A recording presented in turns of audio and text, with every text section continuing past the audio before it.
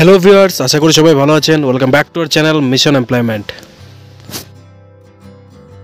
তো আজকে আমরা আপনাদের জন্য যে জব নোটিফিকেশনটা নিয়ে এসেছি সেটা হোটেল সেক্টর থেকে। আগরতলাতে স্থিত একটি 5 স্টার হোটেল, আপনারা জানেন পোলো টাওয়ার। তো পোলো টাওয়ারে বিভিন্ন পদে শূন্যপদ বেরিয়েছে। কী পোস্টে কীভাবে আবেদন করতে হবে সম্পূর্ণ বিস্তারিত দেখতে আপনারা ভিডিওটি দেখুন। তো যে সকল পোস্টে এখানে অ্যাপ্লিকেশন ডাকা হয়েছে, রিজার্ভেশন এক্সিকিউটিভ, আইডিএস নলেজ কিন্তু মাস্ট। আইডিএস একটা তাদের হোটেলের সফটওয়্যার যেখানের মধ্যে আপনারা রিজার্ভেশন বুকিং ওইগুলি করা হয়। তো আইডিএসের সফটওয়্যারের নলেজটা কিন্তু মাস্ট। তারপরে জিএসের মধ্যে কিন্তু এফও, এখানেও কিন্তু আইডিএস নলেজ মাস্ট। তারপরে আছে জিএসএ এফএনবি সার্ভিস। তো experience in a similar hotel, মানে আপনাদের কিন্তু একটা হোটেল সেক্টরের মধ্যে ফুড অ্যান্ড বেভারেজ সেকশনে আপনাদের কিন্তু এক্সপিরিয়েন্স থাকতে লাগবে এই পোস্টের জন্য অ্যাপ্লাই করতে হলে। আর বাকি উপরের যে জিএসএ এফও এবং রিজার্ভেশন এক্সিকিউটিভ ওইগুলি ফ্রন্ট টেবলে বসে যে আইডিএসের সফটওয়্যার আছে ওটা চালানোর অভিজ্ঞতা লাগবে। Room service order taker, FNB food and beverage services, এখানেও কিন্তু আপনাদের কোনো 3 স্টার বা 5 স্টার হোটেলে বা নর্মাল হোটেলের মধ্যে আপনাদের এই ট্রেডে এক্সপিরিয়েন্স লাগবে। তো দুটাতে আপনাদের এক্সপিরিয়েন্স চাওয়া হয়েছে। উপরেগুলিতেও আইডিএস নলেজ চাওয়া হয়েছে, যেহেতু মানে আপনাদের কিন্তু এখানেও এক্সপিরিয়েন্স লাগবে।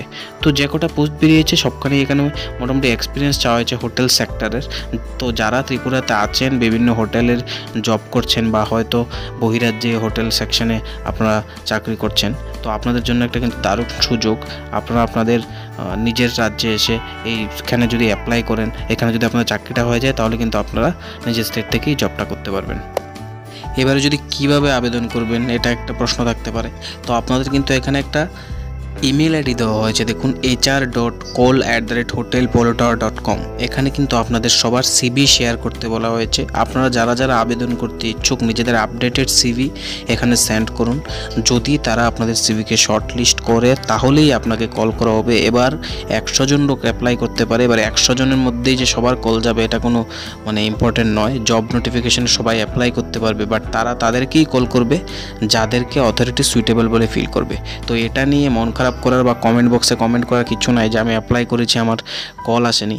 আপনার নিজের সিভিটাকে ইমপ্রুভ করুন, আপডেট করুন। আর যদি আপনি ফ্রেশার্স হন তাহলে আগে কোথাও জয়েন করে নিয়ে এক্সপিরিয়েন্স গেইন করুন। আর এক্সপিরিয়েন্স পোস্টগুলিতে অ্যাপ্লাই করলে অবভিয়াসলি আপনাদের কিন্তু কল আসবে না।